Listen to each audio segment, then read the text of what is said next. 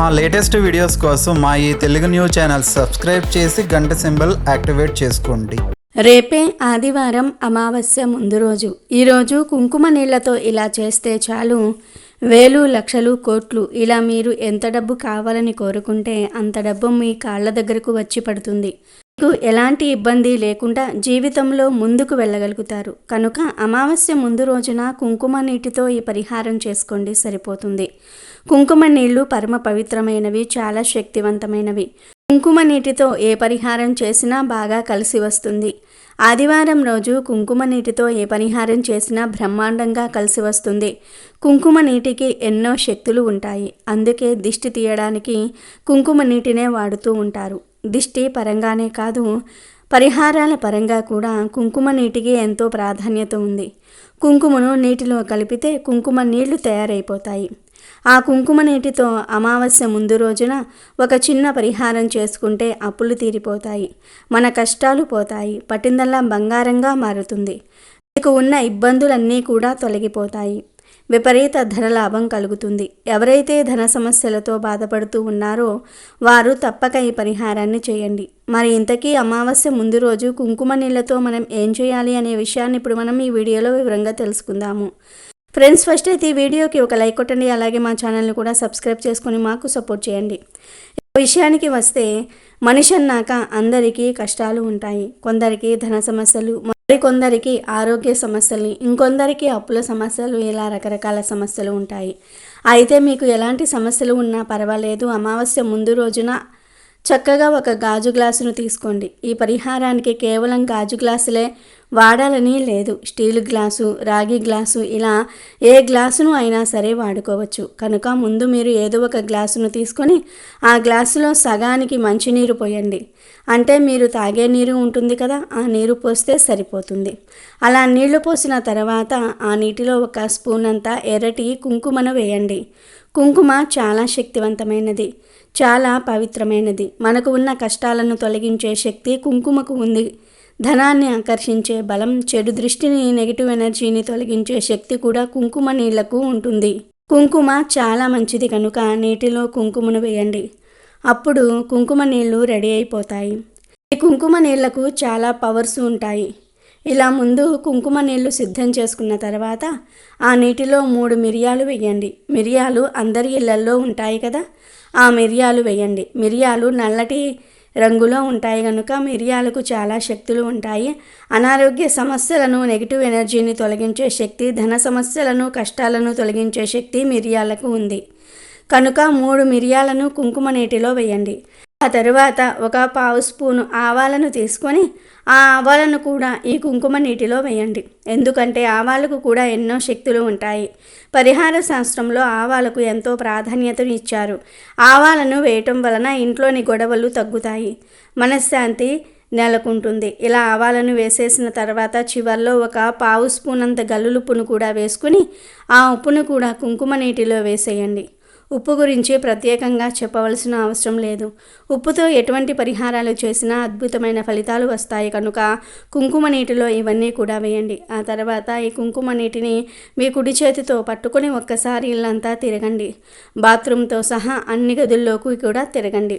ఇక ఆఖరిలో ఈ నీటిని తీసుకొని మీ ఇంటి బయటకు వచ్చేసి ఎవరైతే పరిహారం చేశారో వారు ఈ కుంకుమ నీటిని మీ తల చుట్టూ 7 సార్లు తిప్పేసుకోండి.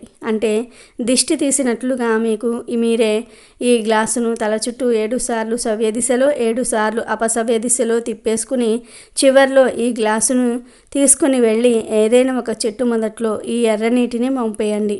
వేప చెట్టు, రావి చెట్టు, అరటి చెట్టు, మర్రి చెట్టు, చివరికి తులసి చెట్టు మొదట్లో అయినా సరే ఈ నీటిని పోసేయవచ్చు. చేసిన తర్వాత ఇక వెనక్కి తిరిగి చూడకుండా ఇంట్లోకి వెళ్ళిపోవాలి. ఇలా ఈ చిన్న పరిహారం చేస్తే మీకు ఉన్న కష్టాలన్నీ కూడా పోతాయి. మీరు కోరుకుంది మీ కాళ్ళ దగ్గరకు వస్తుంది. మీరు కోరుకున్నంత ధనం కూడా వస్తుంది. వందలు, వేలు, లక్షలు, కోట్లు, ఇలా మీకు ఎంత ధనం కావాలంటే అంత ధనం వస్తుంది. కానీ ఒక్క విషయం గుర్తుపెట్టుకోండి, మానవ ప్రయత్నం లేకుండా ఏదీ సాధ్యపడదు. మీరు ఏ పని చేయకుండా ఇంట్లోనే కూర్చొని ఈ పరిహారం చేస్తే ధనం వచ్చి పడదు. మీ పనులు మీరు చేసుకుంటూ ఈ పరిహారం కూడా చేస్తేనే ధనం వస్తుంది. మీరు ఎంత కోరితే అంత ధనం వచ్చే యోగాలు కలుగుతాయి. సిరి సంపదలు వచ్చి పడతాయి. అష్టైశ్వర్యాలు వచ్చి పడతాయి. కనుక అమావాస్య ముందు రోజు అందరూ కూడా ఈ పరిహారం చేసుకోండి. 3, 5, 7, 9 ఇలా ఎన్నిసార్లు చేయగలిగితే అన్నిసార్లు ఈ పరిహారం చేసుకోండి. అలా చేసుకోవటం వలన మీరు తిరుగులేని రాజయోగాలను పొందుతారు. ధన లాభాన్ని పొందుతారు. గొప్ప ఐశ్వర్యవంతులుగా, కోటీశ్వరులుగా మారిపోతారు. సమస్యలు, కష్టాలు, అప్పుల బాధలు, ఆర్థిక సమస్యలు అన్నీ పోతాయి. ఈ పరిహారాన్ని ఈరోజు రాత్రి సమయంలో ఎవ్వరికీ కనిపించకుండా రహస్యంగా చేయాలి. పగటిపూట చేయకూడదు.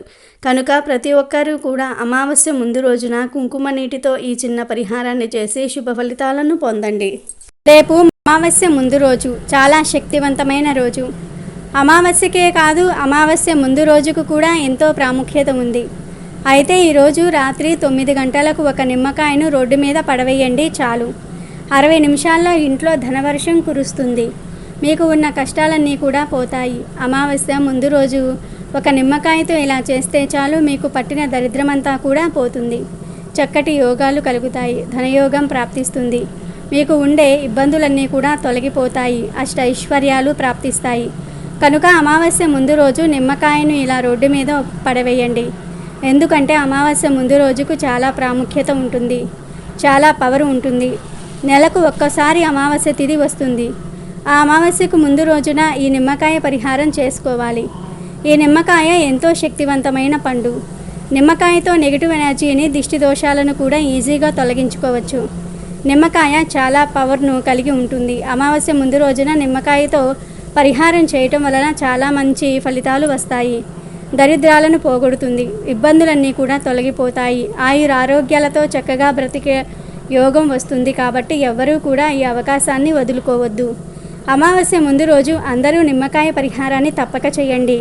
మరి ఇంతకీ అమావాస్య ముందు రోజున నిమ్మకాయతో ఏం చేయాలి అనే విషయాన్ని ఇప్పుడు మనం ఈ వీడియోలో వివరంగా తెలుసుకుందాము. అంతకన్నా ముందు తన యజమానిని ఒక ఆవు ఎలా కాపాడిందో తెలిపే పవిత్ర కథను విందాం. ఒక ఊరిలో రంగయ్య, శివమ్మ అనే భార్యాభర్తలు ఉండేవారు.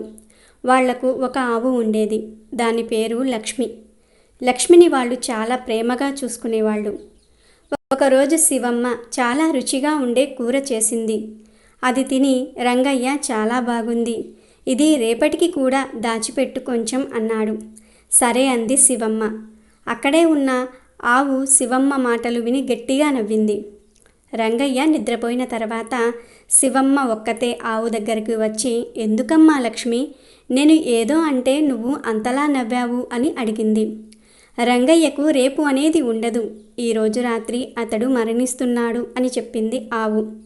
అది విని శివమ్మ బాధపడుతూ, ఏదైనా ఉపాయం చెప్పమ్మా, పుణ్యం కట్టుకో అంది. సరే, ఇవాళ నీ భర్త కోసం యమదూతలు వస్తారు కదా, వాళ్లకు రుచికరమైన వంటలు చేసి పెట్టు. నువ్వు కోరిన వరం ఇస్తారు వాళ్ళు. అప్పుడు నువ్వు నీ భర్త ప్రాణాలు అడుగు అన్నది ఆవు. సరే అంది శివమ్మ. ఆ రోజు రాత్రి శివమ్మ నిద్రపోకుండా రంగయ్య వైపే చూస్తూ కూర్చున్నది. ఆమె చూస్తూ ఉండగానే ఒక నాగుపాము వచ్చి రంగయ్యను కాటు వేయబోయింది. మెలకువగా ఉన్న శివమ్మ చటాలున ఒక బుట్టను పాము మీద పడేటట్లు విసిరింది. అంతలోనే వాళ్ళ ఇంటి దూలం ఒకటి విరిగి రంగయ్య మీద పడబోయింది. ఆమె గబిక్కిన అతన్ని పక్కకి లాగి కాపాడింది. చూస్తూ ఉండగానే వాళ్ళ ఇంటికి మంటలు అంటుకున్నాయి. ఆ వేడికి నిద్రలేచిన రంగయ్యను పట్టుకుని రంగమ్మ బయటకు పరుగుపెట్టింది. అప్పటికి ఊళ్ళో వాళ్ళందరూ అక్కడకు చేరుకున్నారు. అందరూ కలిసి నిప్పు ఆర్పారు. ఆ వెలుగులో దూరంగా నక్కి కూర్చున్న యమభటులు కనపడ్డారు శివమ్మకు. ఆమె వాళ్ళ దగ్గరకు వెళ్ళగానే వాళ్ళు, అంతా అప్పుడే అయిపోయింది అనుకోకు, మేం వచ్చిన పని అయ్యేంత వరకు మేం వెనక్కి వెళ్ళేది లేదు అన్నారు. ఆమె వాళ్లతో మర్యాదగా మాట్లాడి, ఎట్లాగో వచ్చారు, ఆయన్ని తీసుకుపోతానంటున్నారు, అయినా దానికోసం నేనుండే ఇల్లు తగలపెట్టడం మీకు తగిన పనేనా, ఇంక నేను ఎలా బ్రతకను అని అడిగింది. సరే ఏడవకు, నీ ఇంటిని మళ్ళీ మామూలుగా చేసేస్తాం అని యమభటులు ఇంటిని మళ్ళీ మామూలుగా చేసేశారు. బాగుంది. ఇంటికి వచ్చిన అతిథులు మీరు. మిమ్మల్ని వట్టి చేతులతో పంపితే ఇక నాకు ఎట్లా జరుగుతుంది? ఒక 10 నిమిషాలు ఆగండి, వేడివేడిగా అలచంద వడలు వేసిస్తాను, తినిపోదురు అన్నది శివమ్మ.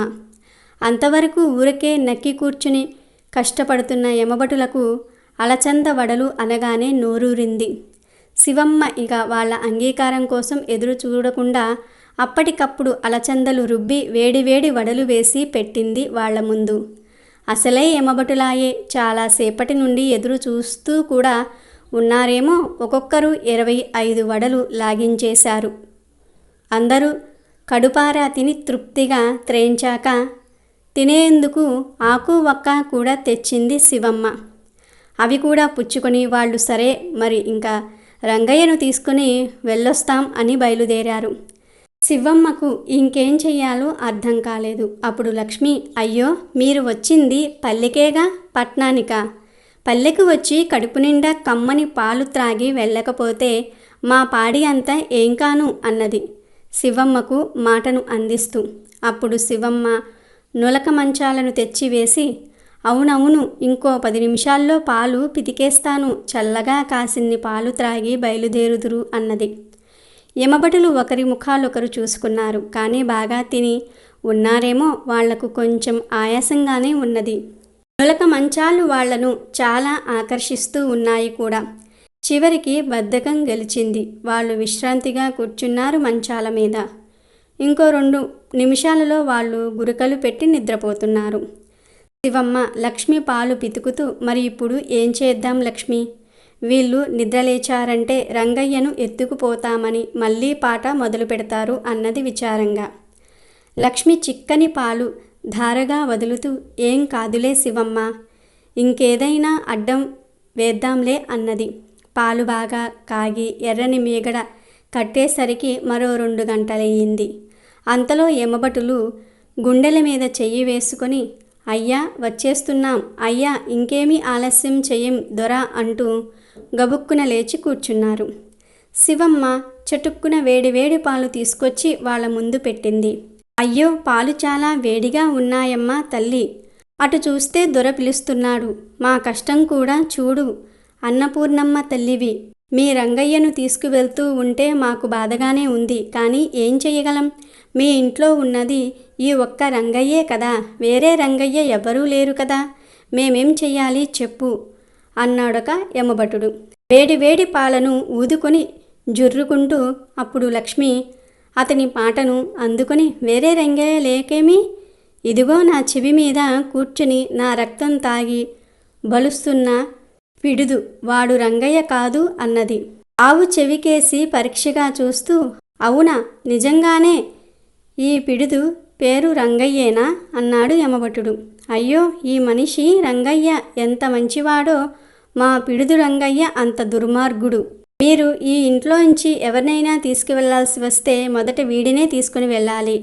అసలు మీరు వచ్చింది పిడుదు రంగయ్య కోసమే అయి ఉంటుంది, సరిగ్గా కనుక్కోండి. తప్పు ప్రాణాన్ని తీసుకువెళ్తారేమో, మీ దొర ఊరుకోడు అంది ఆవు అమాయకంగా.